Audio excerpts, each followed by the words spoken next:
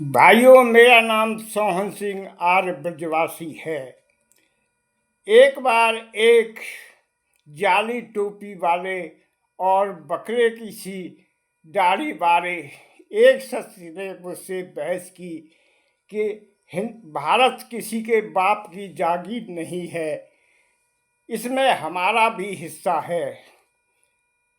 हमने भी इस देश की आज़ादी में अपना खून बहाया है।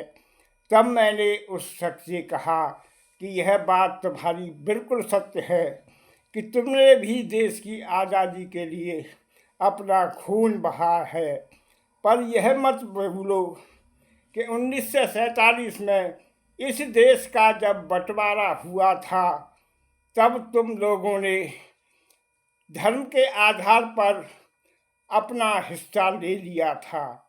जब भारत के दो टुकड़े हुए थे तो पाकिस्तान मुसलमानों के लिए बना था और जो बाकी भारत का हिस्सा बचा था वह केवल सनातन भाइयों के लिए था।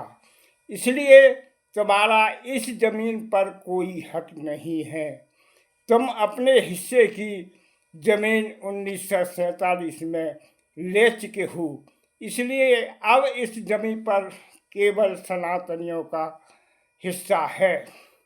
अगर तुम कायदे में रहोगे तो फायदे में रहोगे। यह न समझना कि यह 1947 का भारत है। इस समय 2026 का भारत है। जिसको आराम से रहना है इस देश में रह सकता है। अगर हिस्सा मांगना है किसी मुसलमान को तो वह पाकिस्तान में जाकर मांग सकता है, क्योंकि धर्म के आधार पर इस देश का विभाजन हुआ था।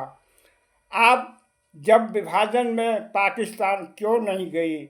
आपको किसने रोका था? जिसने रोका था उसी से अपने हिस्से की ज़मीन क्या 1 इंच टुकड़ा भी इस भारत से नहीं मिलेगा।